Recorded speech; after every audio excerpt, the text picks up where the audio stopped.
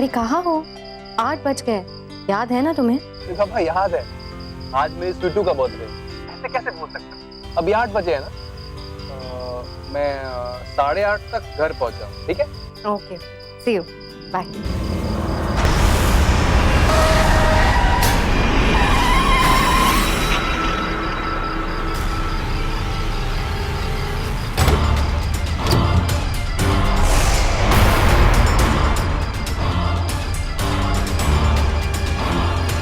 पुतला?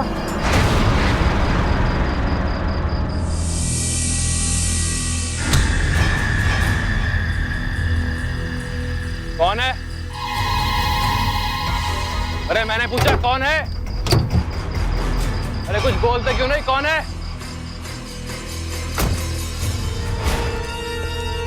बोलते क्यों नहीं? कौन है?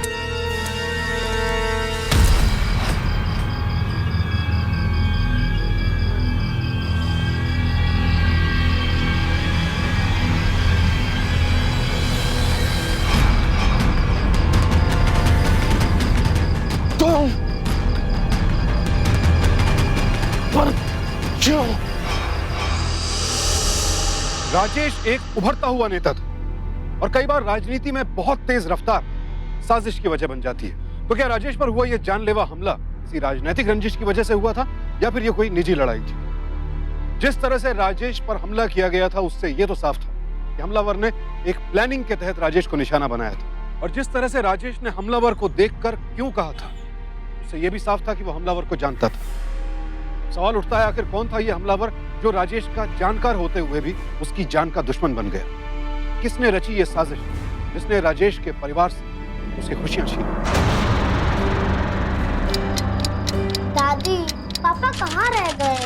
आएंगे बेटा, अब भी आ जाएंगे। मम्मा 8:30 बज गए, पापा अभी तक नहीं आए। बच्चों, इस बार पापा चुनाव लड़ रहे हैं ना, शायद इसीलिए लेट हो गए होंगे या फिर ट्रैफिक में फंस गए होंगे। 10 मिनट में आ जाएंगे, 10 मिनट में।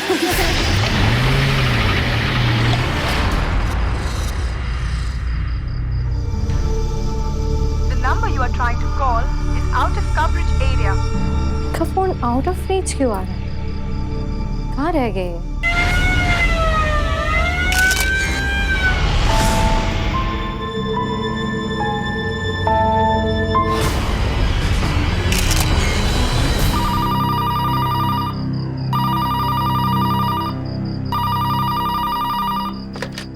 हेलो,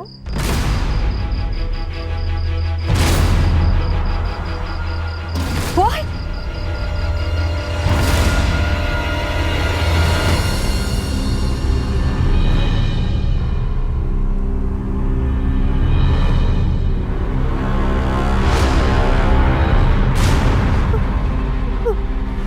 अपराध के एक बार ने एक ही पल में राजेश के परिवार की दुनिया ही बदल दी। एक माँ का बेटा, एक पत्नी का पति निर्जीव पड़ा था। रजनी की आंखों में आंसू थे और दिल में सवाल कि आखिर किसी ने क्यों उसके पति की हत्या कर दी?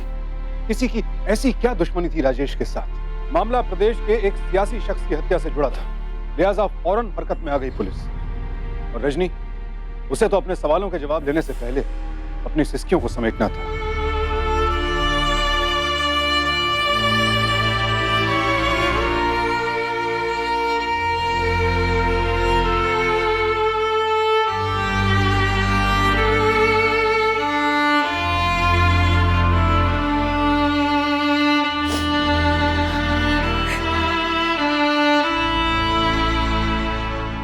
रजनी,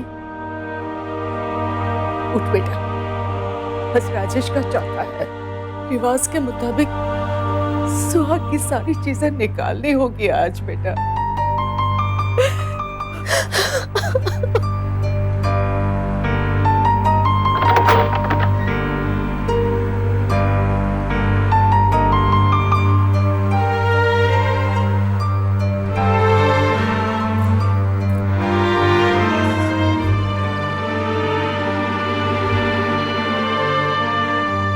फिरोजाबाद से दौरे से आ रहे हो और मेरे लिए चूड़ियां भी नहीं लाए। नहीं, अरे मेरी चादर ये खाओगे, नहीं, तुम तो नहीं, अभी नहीं, बच के ही रहोगे। नहीं, अरे माँ, क्या हो रहा है? माँ देखो, बस बाप बन गए लेकिन बचपना नहीं गया। मैं सब कुछ भूल सकता हूँ पर अपनी बीवी की खुशी नहीं भूल सकता। ये लो तुम्हारी चूड़ियाँ।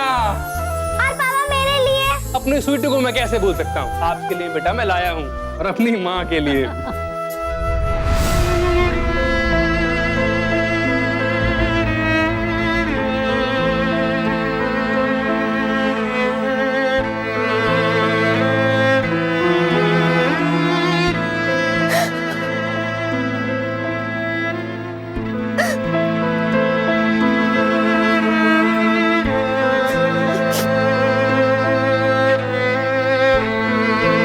अरे यार कहाँ रह गए ये चन्ना मामा? भूख के मारे पेट पे चूहे दौड़ रहे। भाई जब चांद जमीन पर हो तो आसमान में देखने की क्या जरूरत है? मतलब अपने आप को एक बार जाके आईने में देखो, खुद ब खुद समझ आ जाएगा। तुम फेंकते बड़े कमाल का। अरे रुको रुको रुको, सच कह रहा हूँ, जब जब तुम ये साड़ी पहनती हो ना, चौधरी के चांद से ज्यादा खूबसूरत लगती हो।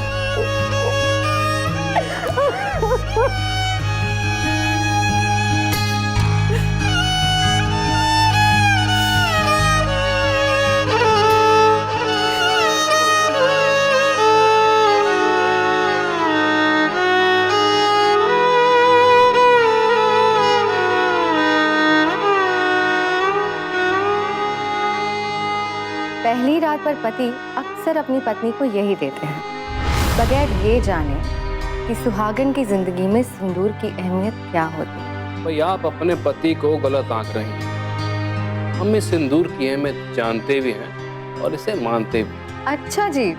हाँ जी, लोग कहते हैं कि ये सिंदूर पत्नी अपने मांग में अपने पति की लंबी उम्र के लिए लगाती है, पर हम ये नहीं मानते। हमारा मानना ये है कि पत्नियां इसे अपनी मांग में अपनी सारी की सारी मांगे पूरी करवाने के लिए मंगाती हैं।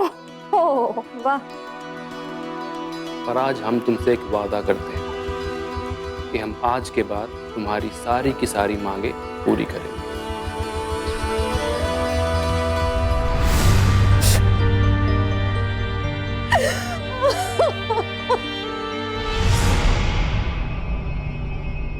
इन्वेस्टिगेशन खत्म हो चुका है रजनी जी, आपकी फाइल हमने बंद कर दी है। अरे ऐसे कैसे फाइल बंद कर सकते हैं आप? सब जानते हैं कि उनका खून हुआ है। जानते हैं मैडम, सब जानते हैं, पर कोई मोटिव ही नहीं मिल रहा है सिवाय लूट के।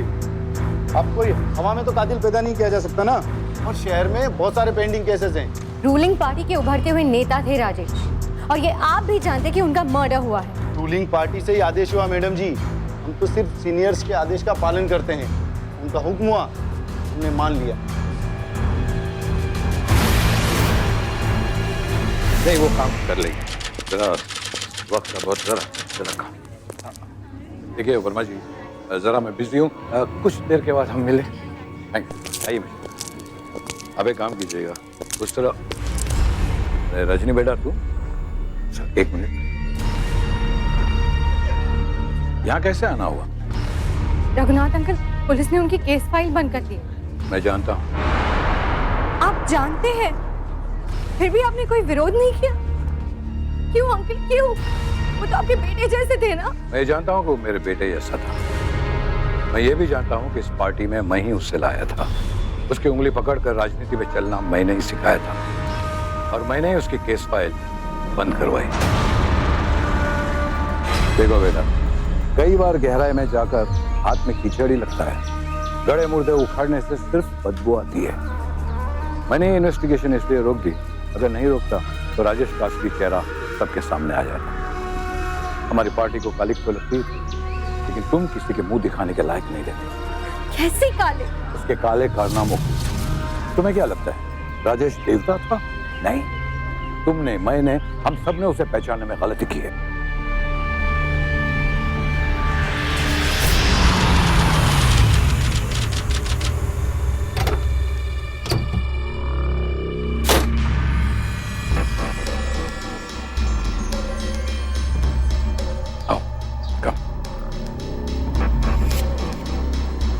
चल तू जा।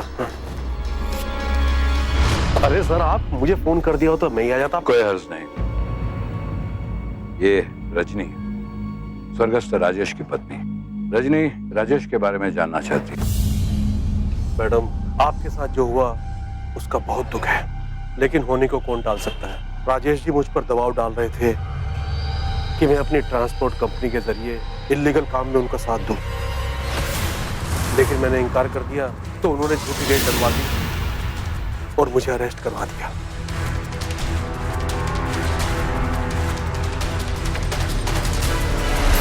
और मैडम, उन्होंने सिर्फ यहीं पर बस नहीं किया, उन्होंने मेरी बीवी को भी नहीं बख्शा।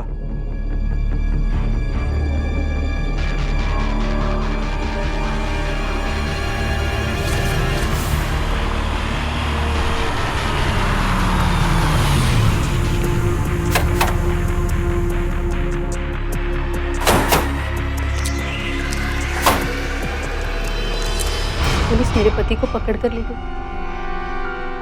राजेश आया था मेरे पास, कहने लगा कि मैं तुम्हारे पति को छुड़ा दूंगा। उसने मुझसे कीमत मांगी।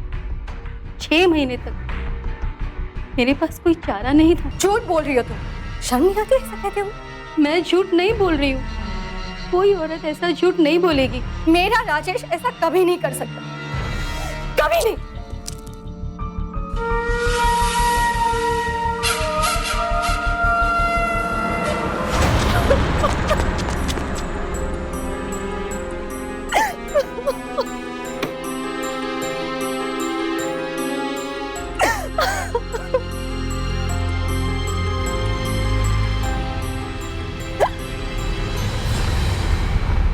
अब समझ में आया ये इन्वेस्टिगेशन मैंने क्यों रोकी। अगर पूछताछ होती तो शरद और सीमा पर शक होता और ये बात सारी दुनिया के सामने आ जाती। मुझे विश्वास नहीं होता, राजेश ऐसा कर ही नहीं सकते। ये भी तो हो सकता है ना कि शरद और सीमा झूठ बोल रहे हो अपने किसी फायदे के लिए। कितने लोग झूठ बोलेंगे बेटा, और राजेश के सताए सिर्फ ये दो नहीं और बहुत सारे लोग हैं। हमारे धंधे में कट देना ही पड़ता है, तभी हम आगे बढ़ते हैं। लेकिन आपके पति राजेश की भूख बहुत ज्यादा थी। He was the most corrupt person I have seen. Cut लेते लेते वो बात पार्टनरशिप तक ले गया और उसके बाद अपनी ताकत का इस्तेमाल करके मेरे शेयर्स, मेरी जमीन सब नकार किया। वो सड़क पर लाकर खड़ा कर दिया उसने मुझे, सड़क पर। सच कहूं तो मुझे उसकी मौत का कोई अफसोस नहीं, लेकिन हाँ अफसोस है तो सिर्फ इस बात का, भगवान ने उसे इतना देर से क्यों बुलाया। जल्दी बुला लेता तो कम से कम मेरा इतना नुकसान तो नहीं होता। एक और अफसोस है कि आप उसके साथ जिंदगी जी रही थी, उसके साथ। इस खुलासे ने रजनी के विश्वास की नींव ही हिला दी। क्या 10 सालों तक राजेश के साथ रहकर वो कुछ भी नहीं जान पाई थी? उसकी नजरों में राजेश की छवि बिल्कुल अलग थी। एक प्यार करने वाला पति, आज्ञाकारी बेटा, लाड करने वाला पिता। लेकिन अब राजेश का जो चेहरा उसके सामने खुलकर आ रहा था, उससे उसके पैरों तले की जमीन ही खिसक गई। ये नया खुलासा बयान कर रहा था कि राजेश अपनी ताकत के नशे में चूर एक ऐसा बाहुबली था जिसने निर्दोषों को सजा दिलवाई, एक औरत की अस्मत से खिलवाड़ किया, एक बिल्डर के पैसों का गबन किया। तो क्या यही था राजेश का असली चेहरा? राजेश की हत्या की गुत्थी के साथ साथ अब उसका चरित्र भी रजनी के लिए पहेली बन चुका था। मम्मी, आप ही बताइए मैं क्या करूं? मुझे तो यकीन ही नहीं हो रहा कि राजेश ऐसा कुछ कर सकते हैं। पिछले 10 सालों में मुझे ऐसे कभी नहीं लगा कि वो ऐसे हो सकते हैं। मुझे तो 35 सालों में नहीं लगा बेटा। नहीं, मैं नहीं मान सकती कि मेरा खून इतना गंदा हो सकता है। बीवी और एक माँ से बेहतर इंसान को कोई नहीं जान सकता। हाँ, घर के बाहर राजेश क्या करता था ये हमें नहीं पता, लेकिन उसका चरित्र, उसका व्यवहार और उसकी सोच को हमसे बेहतर कोई नहीं जानता। रजनी, मेरे मन में जो था मैंने कह दिया। अब तू बता बेटा, तेरे मन में क्या है?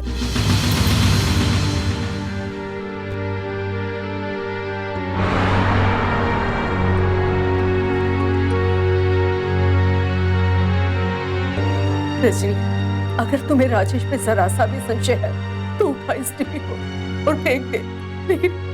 अगर तू उस पे भरोसा करती है तो उस कलंक को मिटा दे।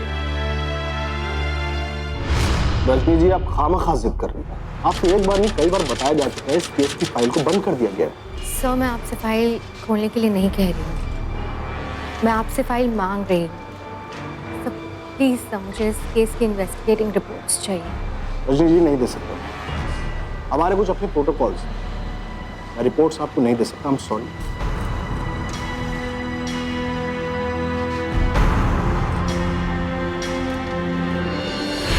माँ, अब क्या करेंगे हम? पुलिस के रवैये से लग नहीं रहा है कि वो हमारे लिए कुछ भी करेंगे। तू पशुपति से बात क्यों नहीं करती? वो क्यों हमारी मदद करेगा? वो तो 5 साल तक राजेश के पीछे पड़ा था ताकि उसके खिलाफ कोई सबूत बटोर सके। बेटा, कई बार कांटा कांटे से ही निकलता है। तू बात तो करके देख।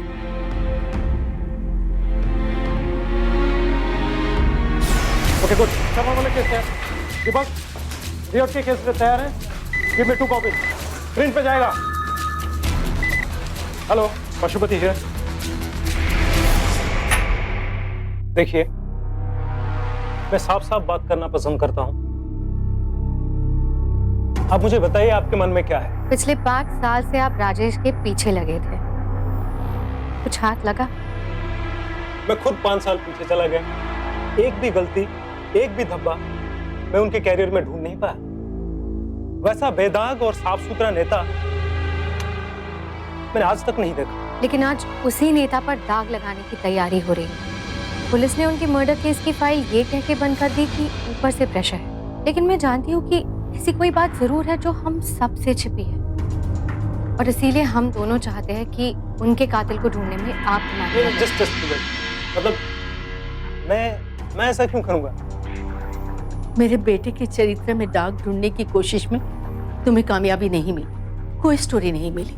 अब उसे बेदाग करने की कोशिश में हो सकता है तुम्हें कोई बहुत बड़ी स्टोरी मिल जाए।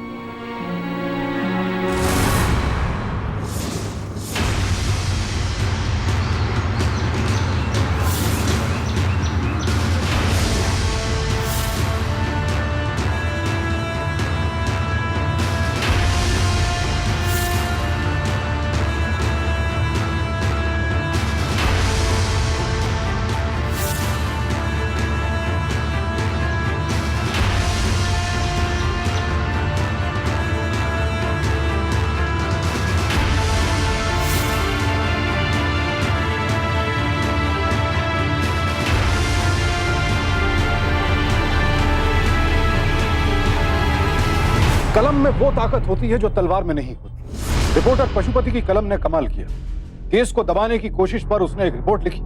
राजेश जननेता तो था ही, जनता का समर्थन मिला तो प्रशासन पर दबाव पड़ा और केस को फिर से खोलना पड़ा। राजेश की मर्डर मिस्ट्री में तफ्तीश एक बार फिर शुरू हुई। आपको किसी पर कोई शक है? मेरा मतलब है उस हादसे से पहले उनकी किसी से कोई लड़ाई हुई हो, किसी बात से वो परेशान हो, एनीथिंग, कुछ भी आपको याद? नहीं ऑफिसर, राजेश घर और ऑफिस में एक संतुलन बनाकर चलते थे। उन्होंने कभी भी अपने परिवार और ऑफिस को मिक्स किया ही नहीं। पर उनके जाने के बाद मुझे कुछ लोगों पर शक जरूर है। किस पर? गैर कानूनी कामों को रोकने के लिए राजेश ने एक पहल की थी, जिसके चलते शरद नाम का एक शख्स गिरफ्तार हुआ था। हो सकता है कि उसने बदले के लिए राजेश के साथ ये सब किया हो।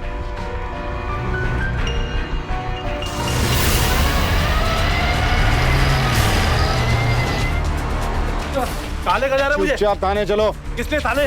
चलो चुपचाप बैठो गाड़ी में। कोई रीजन तो होगा उसका, सब पता चलेगा। अब पता लगेगा।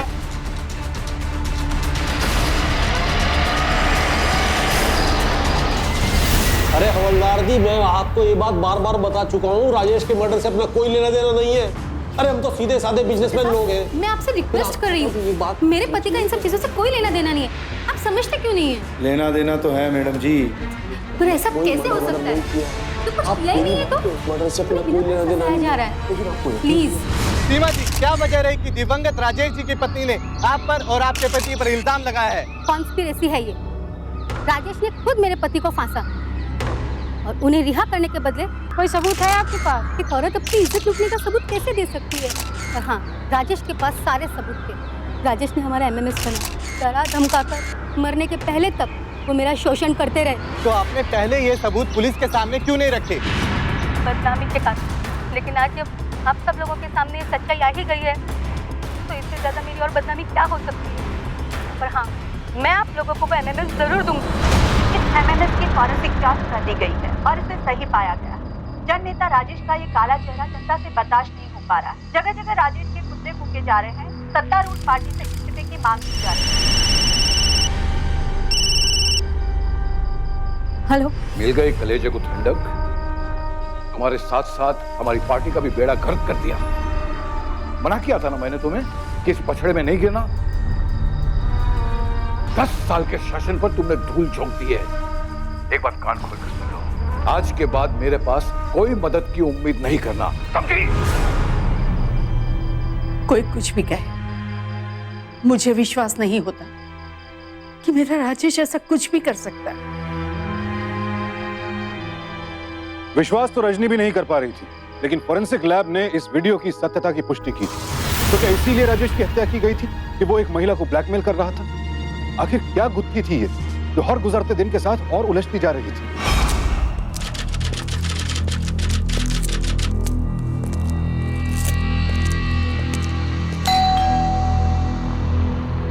आ रही हूँ पापा।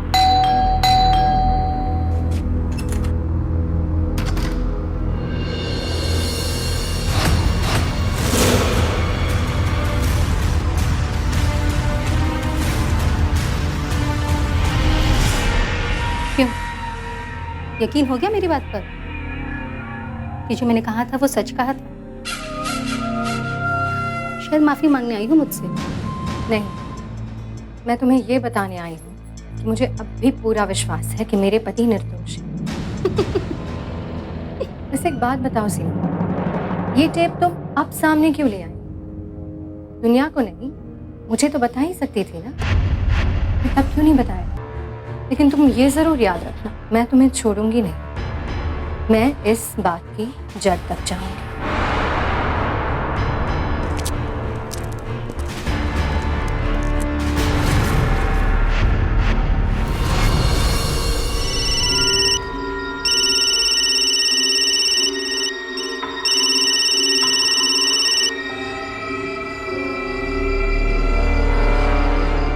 हेलो, आज तुम्हारे कार पे गोलियां बरस सकती थी, स्कूल से बेटी गायब हो सकती थी, और घर पे पत्थर की जगह बम फटता। इसलिए जो कहता हूँ उसे ध्यान से सुनो, समझदार बनो, अपनी बेटी को पालो और गड़े मुर्दे मत फाड़ो, समझे?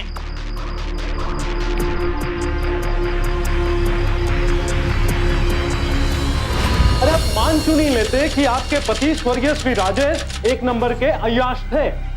मैं नहीं मान सकती, इसलिए क्योंकि कोई है जो मुझे रोक रहा है अपने पति के हथियारों तक पहुंचने से। मुझे डराया जा रहा है, मेरी बेटी को किडनैप करने की धमकियां दी जा रही है, यहाँ तक कि मेरे घर पर पत्थर फेंके जा रहे हैं। क्यों? अगर मेरे पति राजेश वाकई बुरे होते तो कोई मुझे इन्वेस्टिगेशन करने से क्यों रोकता? वो टेप जो टीवी में चल रहा है, क्या वो झूठ है? कभी कभी जो दिखता है वो सच नहीं होता। पशुपति, प्लीज, अगर आपको मेरी बात में थोड़ा सा भी दम दिखता है तो प्लीज इस मामले को खंगालिए। हो सकता है कि सच बाहर आ जाए। आपको धमकियां कब से मिलनी शुरू हुई? जब से सीमा के घर से आई हूँ, उसके फौरन बाद से। सीमा?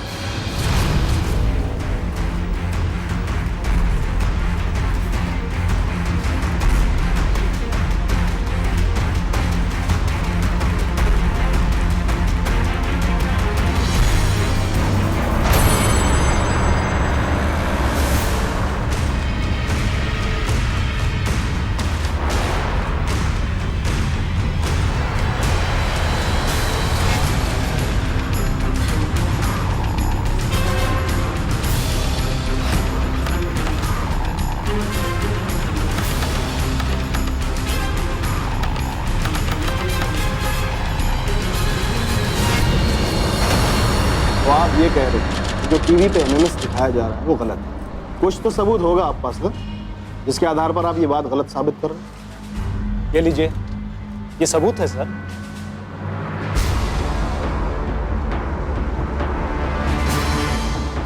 सर ये जो सीमा है, इस पर पहले भी ब्रैकेट चलाने का आरोप है। 2 बार इसे हिरासत में लिया गया है और इसके पति को इलीगल काम करने की वजह से 2 बार जेल भी हो चुकी है। सब कुछ साल पहले राजेश ने ऑपरेशन क्लीन सिटी नाम का एक आंदोलन चलाया था और जिसका मकसद था शहर से को दूर करना, और इसके चलते बहुत सारी रेड्स हुई थी। अब आप समझ रहे हैं इन सारी चीजों का कनेक्शन सर। सब प्लीज इस बार कोई एक्शन जरूर। बिना सबूत के मैं कुछ नहीं कर सकता। आप दोनों समझ क्यों नहीं रहे? कर सकते हैं सर, जैसे पहले किया था। जनतंत्र है हमारे देश में, जनता की मांग पर कुछ भी किया जा सकता है।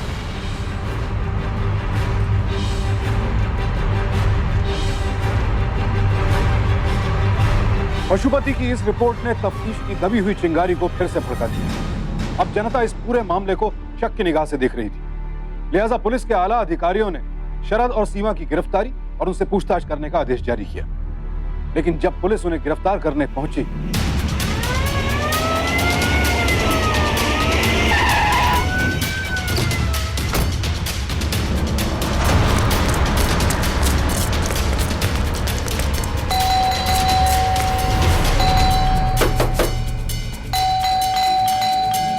तोड़ दो दरवाजा।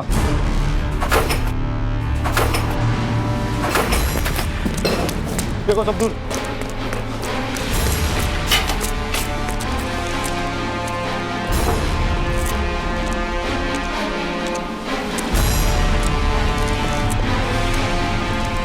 सर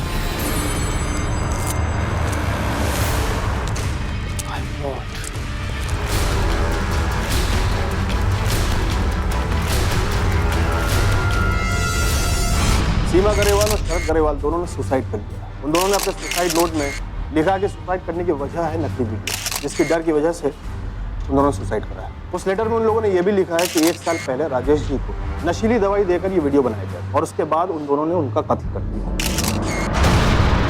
आप लोग तस्दीक के नाम सुसाइड नोट मांगो। मैं शरद गरेवाल और मेरी पत्नी सीमा गरेवाल ये कबूल करते हैं कि साल भर पहले हमने राजेश को नशीली दवा पिलाकर उसे वीडियो बनाया, फिर सच सामने ना आए इसलिए राजेश का कत्ल कर दिया। अब बदनामी और पुलिस के डर से हम दोनों खुदकुशी कर रहे हैं। शरद गरेवाल, सीमा गरेवाल। चलिए आपका केस पूरा हो। नहीं एसपी साहब, केस अभी पूरा हुआ ही नहीं है। मैं मिली हूँ सीमा और शरद से और वो ऐसे लोगों में से है ही नहीं जो इतनी आसानी से सुसाइड कर ले। आप ही सोचिए, उन पर तो सिर्फ शक था और वो राजेश की बेगुनाही और अपने गुनाह का सबूत देकर कैसे जा सकते हैं? जरूर कुछ गड़बड़ है। अगर ये बात है तो कातिल अभी तक पकड़ा नहीं गया कि उसने 2 और कत्ल कर दिए।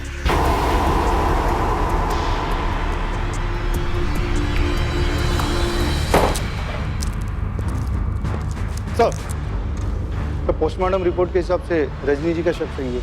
जहर पिया नहीं गया, इंजेक्ट किया गया। जिस जगह इंजेक्शन लगा है वहां कोई आदमी खुद से इंजेक्शन नहीं लगा सकता। सिंह एक काम करो, सीमा और शरद दोनों की कॉल डिटेल्स निकलवाओ। सर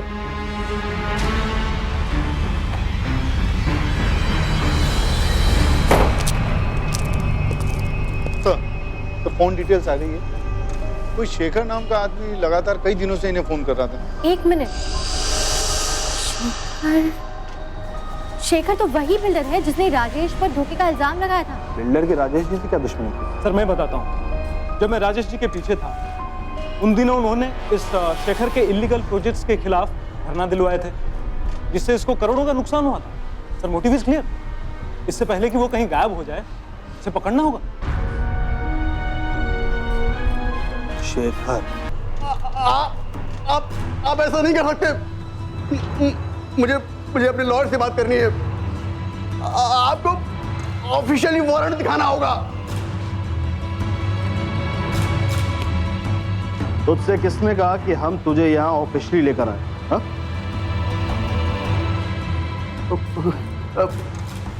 देखिए साहब, मेरा काम मानिए और कुछ ले देकर मामला रफा दफा करते हैं। ले देकर मामला रफा दफा कर। मैंने दे दिया, तूने ले लिया। इससे पहले मुझे शक था, तेरी इस हरकत ने यकीन कर दिया। अब सच सच बोल, क्या हुआ था, जल्दी बोल। दरअसल बोल, हम तीनों ने मिलकर किया था। राजेश न समझाने से माना और ना ही रिश्वत से। हमारा बहुत नुकसान किया था उसने, इसलिए हमने उसे अपने रास्ते से हटाने के लिए मैंने, शरद ने और सीमा ने, हम तीनों ने मिलकर उसका खून किया। मुझे मालूम था कि वो अपने घर जा रहा है और उसके साथ भाग के लिए हमने रास्ते पर एक पुतला गिरा दिया ताकि वो उसे घायल समझकर अपनी कार रखी। और ऐसा ही हुआ। जैसे ही राजेश गाड़ी के बाहर आया, हम तीनों झाड़ियों से बाहर निकले और मैंने रॉड से उसके सर पर वार किया।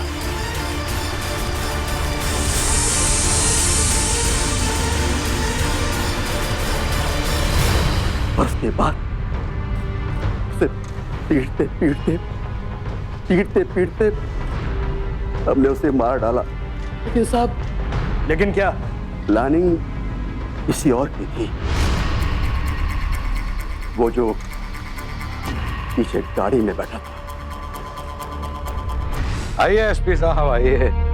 रजनी के मना करने पर मुझे टिकट मिल गया है। मैं सभा में संबोधित करने जा ही रहा था। अरे हाँ, राजेश के खूनी का कुछ पता चला? जी हाँ, दरअसल मैं उसे ही लेने आया। You are under arrest mister Raghunath Roy. Arrested. चलिए चलिए, बोलो क्यों किया ऐसा? राजेश को राजनीति में मैं लाया था अपना दाया हाथ बनाकर, लेकिन वो तरक्की की सीढ़ी इतनी तेजी से चढ़ा गया कि उसके साये में मेरी पॉलिटिकल करियर खतरे में दिखाई दी। तेजी से नजदीक आ रहे चुनावों को जीतने के लिए आपकी क्या राजनीति है? राजनीति में बात दरअसल ऐसी है कि हम... अरे राजेश जी आ गए। राजेश जी, राजेश जी, आप अपनी पार्टी को जिताने के लिए क्या कर रहे हैं? देखिए, हमारी पार्टी का जो कार्य है बहुत अच्छे से चल रहा है। अब देखते हैं कि कुछ लोग हैं जो भ्रष्ट हैं, हम उन्हें निकालने की सोच रहे हैं। मुझे किंग बनना था, किंग मेकर नहीं। इसलिए उसे हटाने का मैंने प्लान बनाया। मैंने एक लिस्ट बनाई जिन्हें राजेश की वजह से लॉस हुआ। सीमा, शरद, शेखर, तीनों सही लगे मुझे। मैं उन्हें मिलने गया और मेरा प्लान उन्हें सुनाया। हम सबका दुश्मन एक है, राजेश। अगर भड़ास निकालनी है, मुझसे हाथ मिला लो। उस रोज शिखा की बर्थडे पार्टी ही राजेश वहां जा रहा था। मैंने देखा राजेश के साथ कोई गार्ड्स नहीं। मौका सही लगा मुझे। उन तीनों को मैंने फोन किया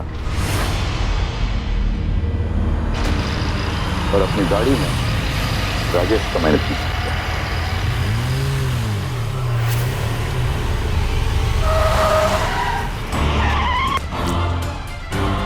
पुतला कौन है? अरे मैंने पूछा कौन है? बोलते क्यों नहीं कौन है?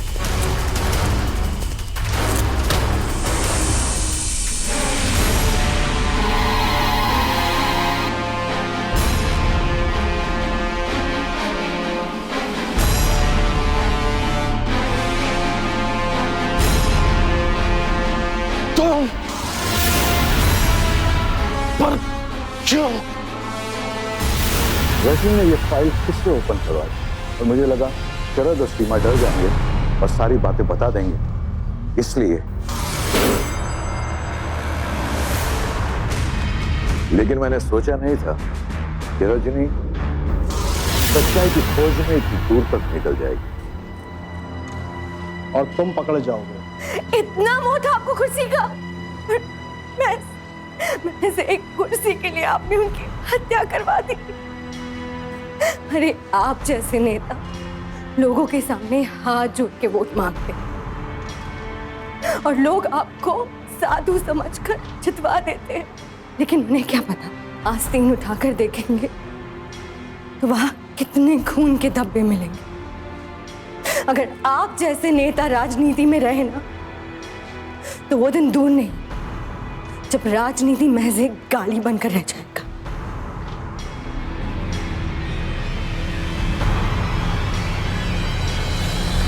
बिल्डर शेखर और रघुनाथ को इस तिहरे हत्याकांड के लिए आईपीसी की धारा 302 के तहत उम्र कैद की सजा सुनाई गई।